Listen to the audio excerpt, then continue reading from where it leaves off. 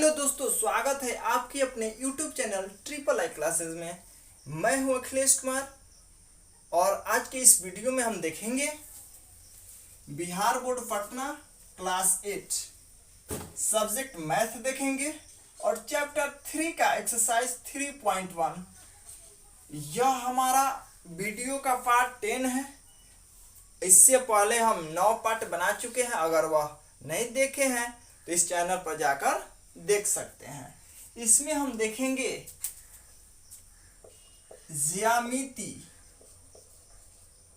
ये ज्यामितीय आकृतियों की समझ। ठीक है, इसमें हम देखेंगे चैप्टर 3 में देखेंगे ज्यामितीय आकृतियों की समझ, यानी इसके बारे में बेसिक कंसेप्ट हमको जानना है कि कौन सरल आकृति है, कौन सरल आकृति नहीं है, कौन बंद आकृति है, कौन खुली आकृति है। ठीक है, बेसिक कंसेप्ट है। तो सबसे पहले हम देखेंगे सरल क्वेश्चन नंबर 1, सरल एवं बंद आकृति क्या होती है। सरल एवं बंद आकृति क्या होती है, उदाहरण देते हुए उनके प्रमुख गुणों को समझाएं। यहाँ है सरल आकृति। देखिए, वैसी आकृति जिसकी कोई भी रेखा या भाग एक दूसरे को नहीं काटती है, वो चाहे बंद हो या फिर खुली, सरल आकृति कहलाती है। अब देखते हैं, यहाँ पर एग्जाम्पल लेते हैं जिससे और आपको बेहद आसानी से समझ में आ जाए। ठीक है, यहाँ पर एग्जाम्पल आपको देते हैं। यह हो गया, यह हो गया, यह हो गया, यह हो गया। ठीक है, यह हो गया। ठीक है, यह बहुत सारा एग्जाम्पल आप लिख सकते हैं। यह हो गया। ठीक है, यह जितने भी आकृति दिखाई दे रही है 1 2 3 4 5 6, जितने भी आपको आकृति दिखाई दे रही है, यह सारे के सारे कौन आकृति है? सरल आकृति है। यह कहीं एक दूसरे को नहीं काटी है, इसीलिए यह कैसा आकृति कहलाएगी? सरल आकृति कहलाएगी। अब देखते हैं कि सरल आकृति नहीं कहलाएगी, यानी वक्र आकृति कौन कहलाएगी। तो देखिए, यह आकृति कौन कहलाएगी? वक्र। यह सरल आकृति नहीं है। क्यों? क्योंकि यहाँ पर एक दूसरे को यह काटी है, यहाँ पर काटी है ना। यह देखिए, यह सरल आकृति नहीं है। क्यों? क्योंकि यहाँ पर एक दूसरे को काटी है। यह भी सरल आकृति नहीं है, यह भी सरल आकृति नहीं है। चाहे वह बंद हो चाहे खुली हो, लेकिन ध्यान रहे वह एक दूसरे को नहीं काटनी चाहिए, तभी जाकर वह क्या कहलाएगा? सरल आकृति कहलाएगा। उम्मीद करता हूँ यह आपको क्वेश्चन समझ में आ गया है। देखते हैं बंद आकृति क्या होती है। तो वैसी आकृति जो कोई चाप या रेखाओं द्वारा पूरी तरह से बंद होती है, बंद आकृति कहलाती है। और अगर जो बंद न हो वह खुली आकृति कहलाती है। अब देखते हैं एग्जाम्पल।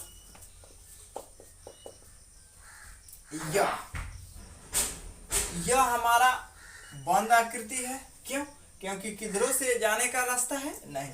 अगर यहाँ पर ऐसे हो तो यह देखिए, इधर से आप जा सकते हैं, निकल सकते हैं, यानी यह खुली आकृति हो जाएगी, लेकिन नहीं, इसको बंद आकृति है यह। ठीक है, अब ऐसे भी देख सकते हैं, कैसा भी आकृति हो,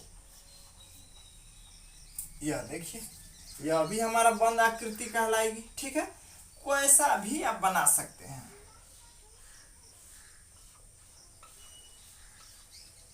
यह हमारा कौन आकृति है?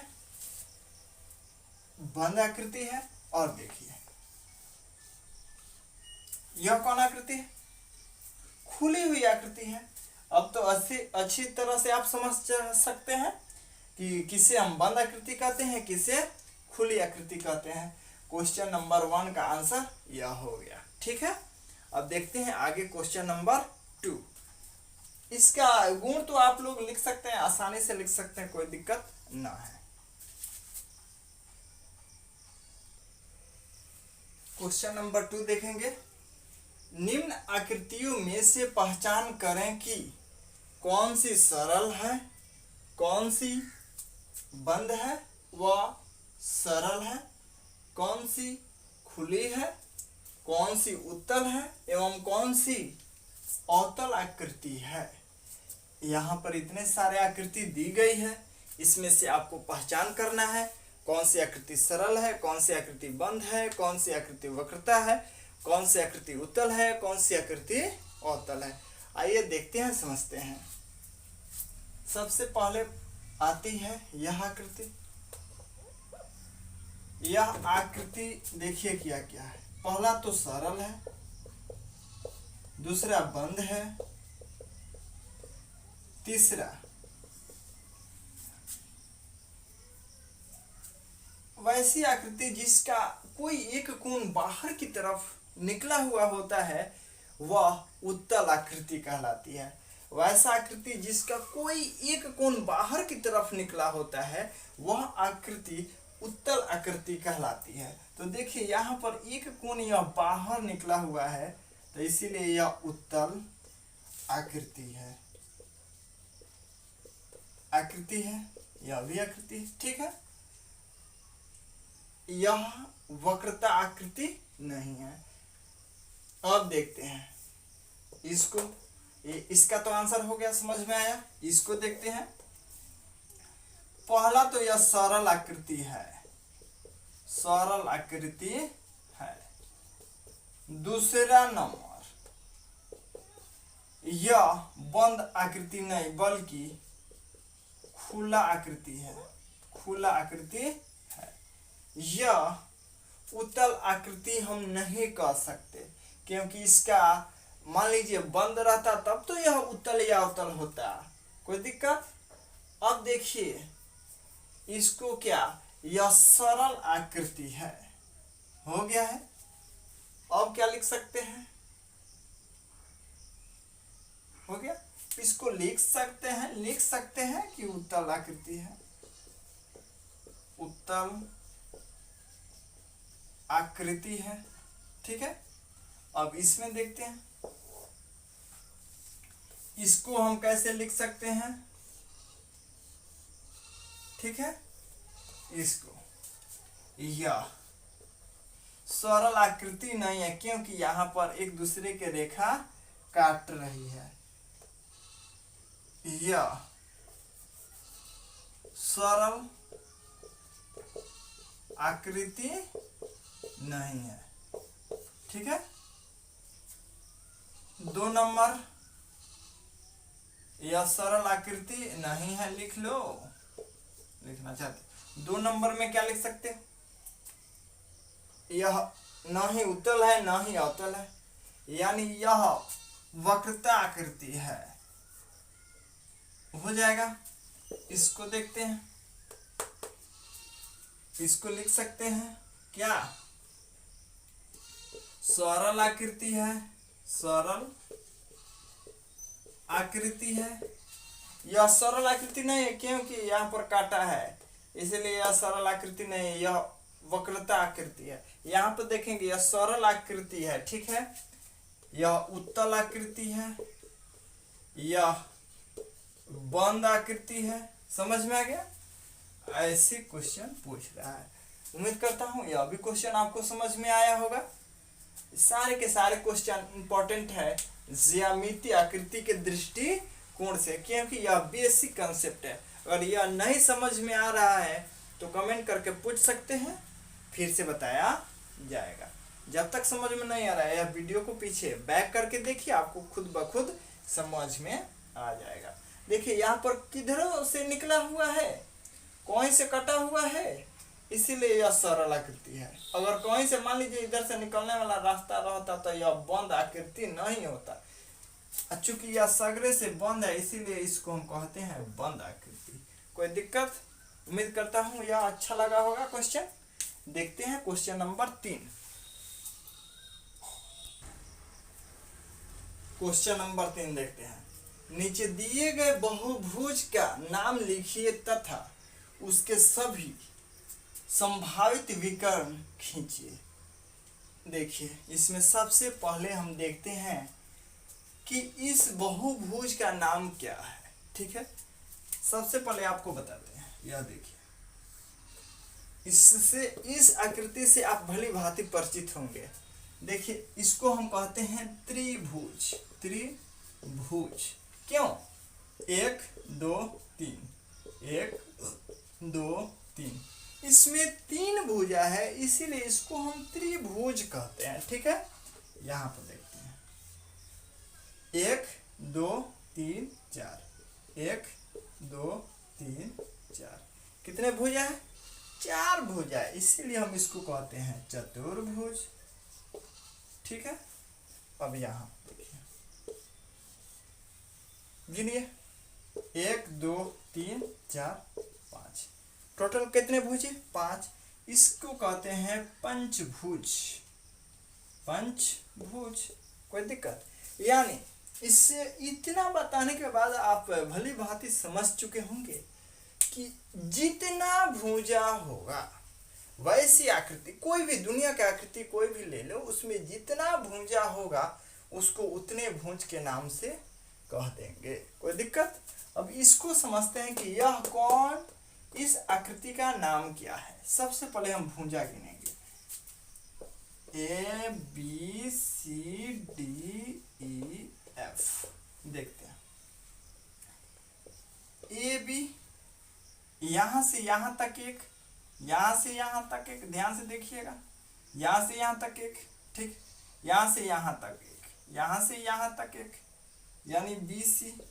ठीक है, यहां से यहां तक एक, यानी सी डी। ठीक है, अब यहां से यहां तक यानी डी ई। कोई दिक्कत? अब यहां से यहां तक यानी क्या? E F. ई एफ हो गया यहां से। अब यहां से यहां तक क्या है? तो एफ ए। अब गिन लेते हैं क्या भुजा है?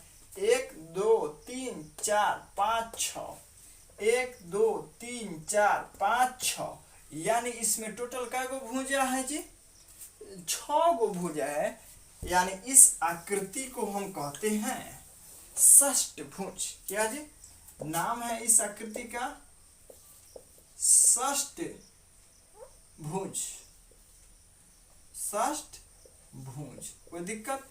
षष्ठभुज कहते हैं। इस आकृति का नाम क्या है? षष्ठभुज। अब आपसे क्वेश्चन पूछ रहा है तथा उसके सभी संभावित विकर्ण खींचिए, यानी इसमें जितना विकर्ण खींचा जा सकता है ना उतना आपको विकर्ण खींच डालना है। तो अब देखिए विकर्ण कहीं से कहीं नहीं खींचा जा सकता। अब देखेंगे, मान लीजिए आप जिस रूम में रहते हैं उसमें देखेंगे कि सबसे बड़ी डंडा रखने पर कैसे आप रख सकते हैं। मान लीजिए आपका रूम ऐसा होगा, ठीक है, तो इसमें सबसे बड़ी डंडा यहां से यहां तक रखेंगे तो रखा सकता है। कोई दिक्कत समझ में आ रहा है? हाँ, तो यहां से यहां तक, यानी देखिए जो कोना को मिलाती है वैसी रेखा, जो एक कोना को दूसरी कोना यानी आमने सामने कोना को जो रेखा मिलाती है उसको ही हम विकर्ण कहते हैं। क्या? विकर्ण। जैसे देखिए इस कोना से इस कोना को, इसके सामने वाली यह कोना है, यानी इसको इससे मिलाने का काम यह आकृति, यह रेखा के, इसीलिए इस रेखा का नाम क्या हो गया? विकर्ण। इसको नामकरण कर लीजिए, यानी ए और सी जो भुजा है यह विकर्ण है। समझ में आ गया? अब देखिए इसमें विकर्ण कितने खींचे जा सकते हैं, ज्यादा से ज्यादा कितने खींचे जा सकते हैं? सामने सामने मिलाएंगे इसके सामने, तो देखिए इसके सामने क्या होगा? यह एक खींच लिए, इसके सामने क्या हो गया? यह हो गया, इसके सामने क्या हो गया? यह हो गया। अब कैसे खींचा जा सकता है बताइए, जल्दी से देख के बताइए फटाफट।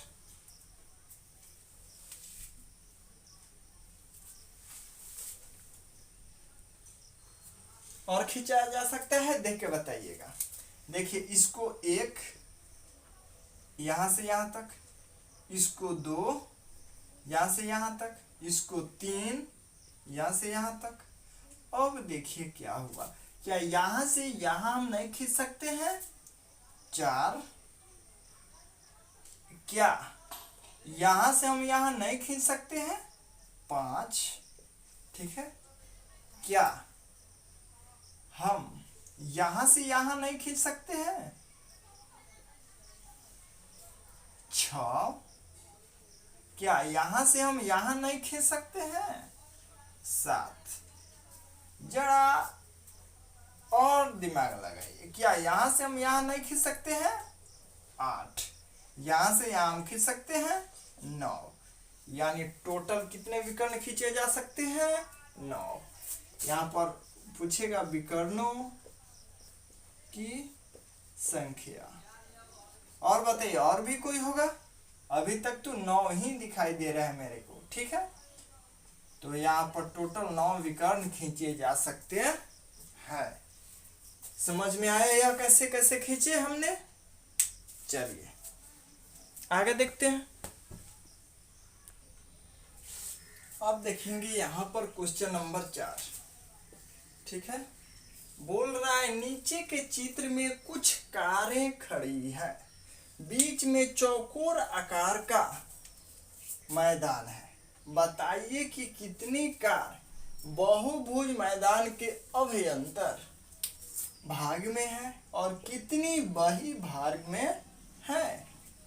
यानी यहाँ पर देखिए यह एक चौकोर आकार का मैदान है, इसमें कुछ बाहर कार खड़ी है और कुछ अंदर कार खड़ी है। यह पूछ रहा है कि कितनी कारें अभ्यंतर यानी अंदर, क्या जी अंदर कितना खड़ा है कार, आप बाहर कितना खड़ा है। आप तो अब समझ चुके होंगे, आप आसानी से हल कर सकते हैं। अंदर पूछ रहा है 1 2 3 4 5, 5 है तो 5 आंसर हो गया। बाहर कितना 1 2 3, तो इसका 3 आंसर हो गया। समझ में आ गया। बही भाग का मतलब होता है बाहर, अभ्यंतर का मतलब होता है अंदर, ठीक है।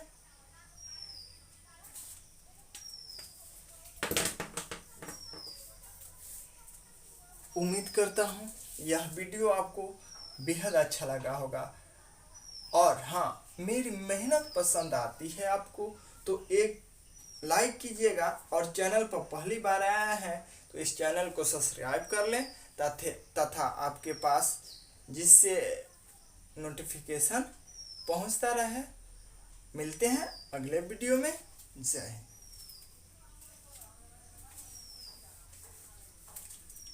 और हाँ ज़्यादा से ज़्यादा अपने दोस्तों के साथ शेयर करने